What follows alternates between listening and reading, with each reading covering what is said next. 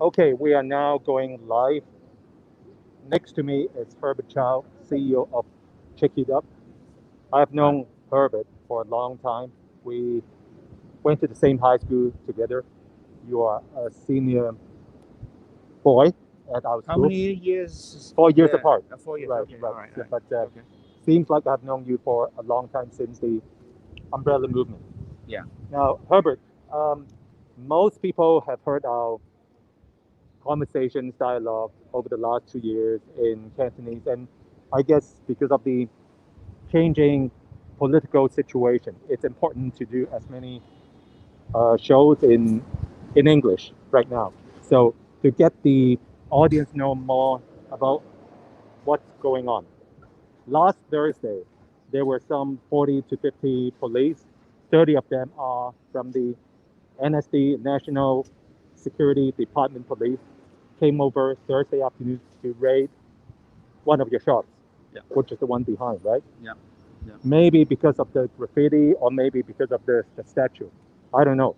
Mm. But it's kind of funny that I read from the news today that the head of the NSD Hong Kong, the highest person, it's right now on probation because he was visiting an illegal massage parlor.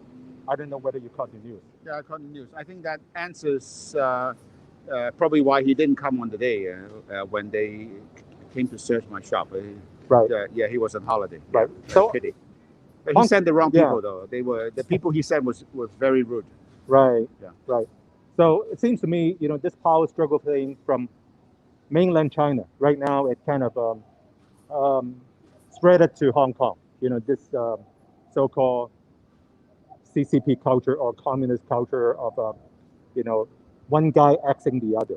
Mm. But anyways, you must be very exhausted over the last 6 or 7 days No, not since the really. raid, Not really. and you have a lot of interviews, both local and foreign media.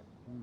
Now, what do you make of the current situation? Because you mentioned in the Chinese media that you are you will keep battling on to fight for justice, but also you and me know that one of the guys who got detained now actually is servicing prison terms, Professor Benny Tai, which is your classmate and also my mentor. Um, there's a lot of injustice. Joshua, Jimmy Lai, all these three, they were framed as like the forces of evil of Hong Kong. To me, they are the defenders of Hong Kong, and now the NSO has already arrested around 100 people. So this net could get bigger and bigger. I don't know. I don't know how Beijing thinks, but what do you make of it? Um, to me, it's a little bit lack of a better vocabulary, beyond comprehension. If Right. you look at my case, that never would you believe that a regime as powerful as China would put a spotlight on a tiny little store like me, who is basically voicing out, speaking out, and selling souvenirs and T-shirts and patches to upkeep the spirit of the Hong Kong people, to sustain hope. Right. And that's the if they want to call it byproduct, but our main product is still very high quality, nice T-shirts. So for them to send a bunch of National Security Department into my shop with a warrant that says that the shop is suspected to have uh, uh, carrying items that promote uh, successive intentions and subversion against the country. That was literally what the warrant says. Yeah. And so for them to get a warrant and come into the shop and search, uh, it's beyond comprehension. All I can say is that I think it's hard to imagine that a big and powerful country like China and a big and powerful engine like the Hong Kong government would have such a small heart for our existence and wouldn't even give us the freedom of expression. It's just unbelievable. One of the first few things I told the officers when they came into the shop apart from stop being so rude to my staff, because they were very rude like gangsters. Right. Well, I think the gangsters were better than them because I've had a little experience encountering gangsters. They were worse than the gangsters. In mainland China, you mean? No, in Hong Kong. Even in Hong Kong. Yeah, they were worse than. I mean, they were literally shouting at us, even me. Yeah, and apart from the request to them that to stop shouting at me, I told them that you're not going to find anything today because I never violate the law. Right. And as a result, after 1.5 hours search, they didn't find anything. They called me to in front of them and told me that they have completed the search and that they are not taking anything away. And then they warned me that this investigation is not over. And if we find that you are in violation of the national security law in the future, we will prosecute you. Okay. And then I asked them the question, so am I clean? Am I okay? Do you need me to take anything down from our shelves? And their answer was, I am not obliged to answer your question. So that is the national security law. Yeah. So, well, throughout the search, I already had the impression that it was the fact that they have to shout at people and be so rude that it was more of an intimidation act than an actual official search. And at the end of the search, with an answer like that, because I asked this question 3 times, and at the 3rd time I had to elaborate why I was asking this question. I said, officer, I'm not actually trying to put you on the spot. I actually sincerely want to know if I am carrying any product suspected of possibly subversion or succession, because I am a law-abiding citizen. And it was the 3rd time that they answered me that I'm not obliged to answer your question. So you came in with a warrant and you leave the shop with nothing, and you're not obliged to tell me whether I'm safe. So the conclusion is, it was a white terror. Yeah. And so when I came out to see the media, I gave them how I felt, and I told them that what I saw. It was a pure act of intimidation and white terror. Okay, so I see a lot of people lining up behind, visiting one of your shops, and you have another one in Tin Hau.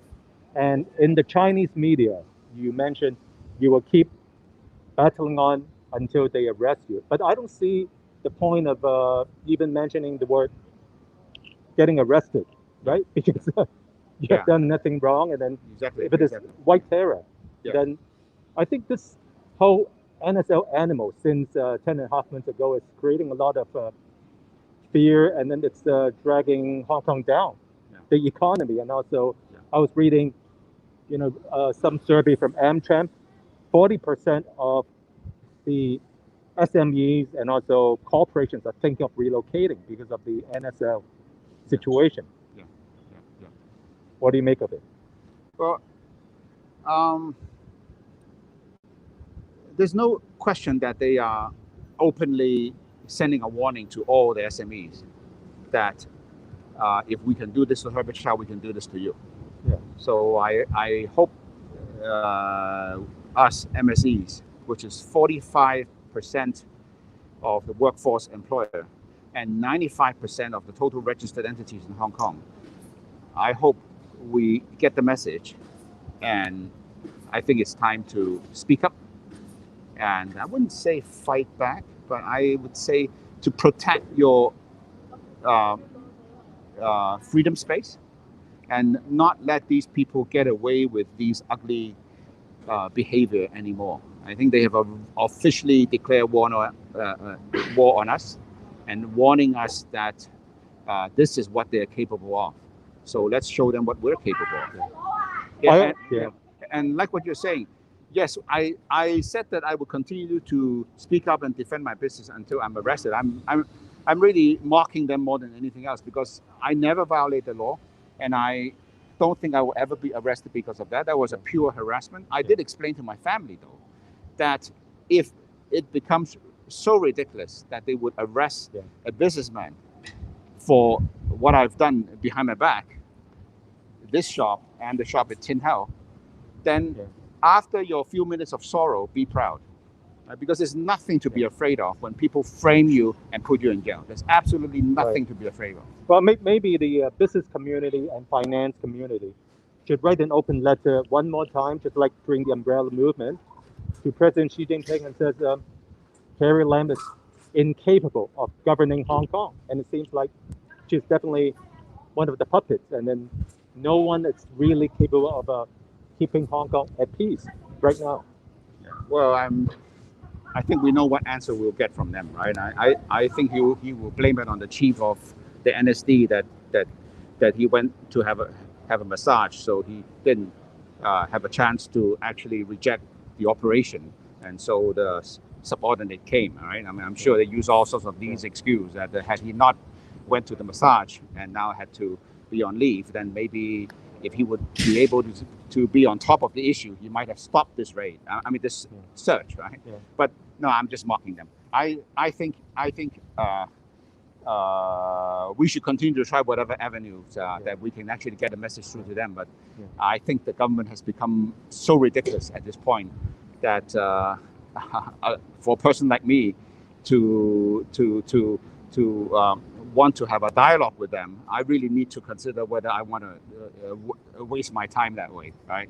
I think my time would be better spent just continuing to be a law-abiding citizen and going about my own business and protecting my own space for freedom. And Herbert, I will keep bothering you quite frequently and doing all these dialogues in both Cantonese and in English, by all means. because it's important to get it all viral. Thank you so much. Yeah, thank you. And every time you call me, I will be available. I will always have time for you, because I need to thank you for not giving up on me, because 5 years ago I was a blue ribbon.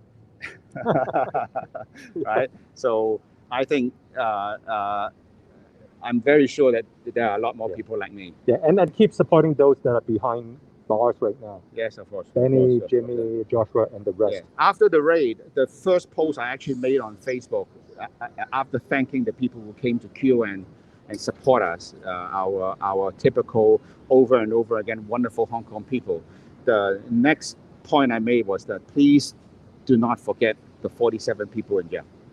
I think it's very important that we do not forget that these people were also arrested under no crime. Let's keep battling on. Thank you. Thank you. Thank you very much.